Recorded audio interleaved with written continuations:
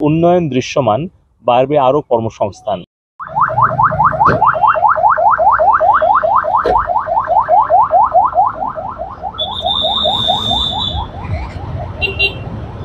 আজকে বগুড়ায় মূলত আসার যে কারণ সেটি হচ্ছে যে কিছু অব্যবহৃত জায়গা রয়েছে, এগুলো আপনারাও জানেন, যেহেতু আপনারা স্থানীয় সাংবাদিক, আপনারা নিশ্চয়ই আমার থেকেও বেশি এই বিষয়গুলো আপনারা খোঁজ খবর রাখেন।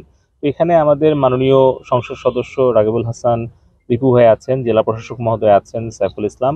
আমি তাদেরকে নিয়ে পরিদর্শন করলাম, কারণ এখানে বগুড়া জেলাবাসীর জন্য মাননীয় প্রধানমন্ত্রী, আমাদের প্রিয় নেত্রী জননেত্রী শেখ হাসিনা দুটি উপহার উনি দিয়েছেন। একটি হচ্ছে Sheikh Kamal IT training incubation centre, যেটা 100 কোটি টাকা ব্যয়ে এখানে প্রকল্পটি এখন পরিকল্পনা মন্ত্রণালয় বিবেচনাধীন আছে। আশা করছি অল্প দিনের মধ্যেই একনেকে এটি অনুমোদন হয়ে যাবে। আর দ্বিতীয়টি Joy smart service and employment training centre, যেটি ইতিমধ্যে অনুমোদন হয়ে গেছে এবং অল্প দিনের মধ্যেই কাজ শুরু করতে পারবো আমরা, মানে আমরা টেন্ডারে যেতে পারবো। সেটা প্রায় 15 কোটি টাকা ব্যয়ে 4 তলা একটি প্রশিক্ষণ কেন্দ্র এবং সরকারের সেবা কেন্দ্র হবে। তো এই যে গত জাতীয় সংসদ নির্বাচনের আগে মাননীয় প্রধানমন্ত্রী যে প্রতিশ্রুতি দিয়েছিলেন যে উন্নয়ন দৃশ্যমান, বাড়বে আরও কর্মসংস্থান, তো বগুড়া হচ্ছে আমাদের উত্তরবঙ্গের প্রবেশদ্বার এবং বগুড়ার মানুষের জন্য কিন্তু জননেত্রী শেখ হাসিনা একের পর এক অনন্য সাধারণ উপহারগুলো দিয়ে চলেছেন।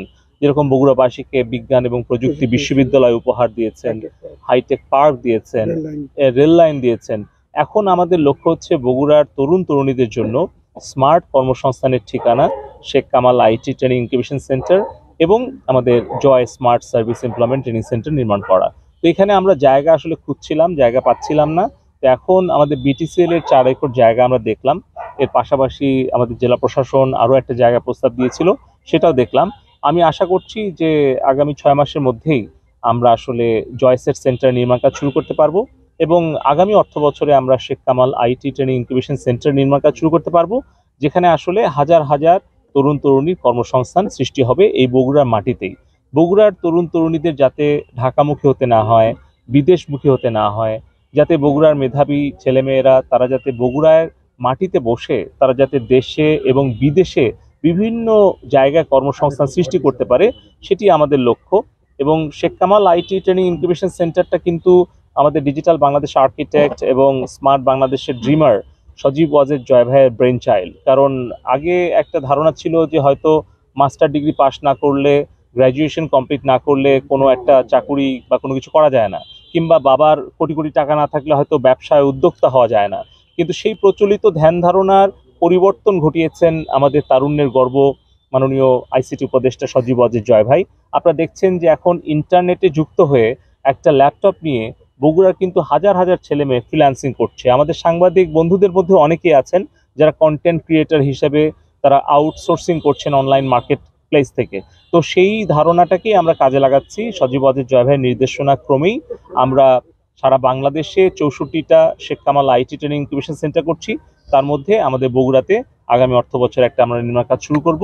এবং পাশাপাশি আমাদের জয়সেট সেন্টারের যেটি মূল উদ্দেশ্য সেটি হচ্ছে এখানে সরকারের 325 ধরনের সেবা সরাসরি এই দপ্তর থেকে দেওয়া হবে, ডিপার্টমেন্ট অফ আইসিটির প্রতিনিধি এখানে থাকবে।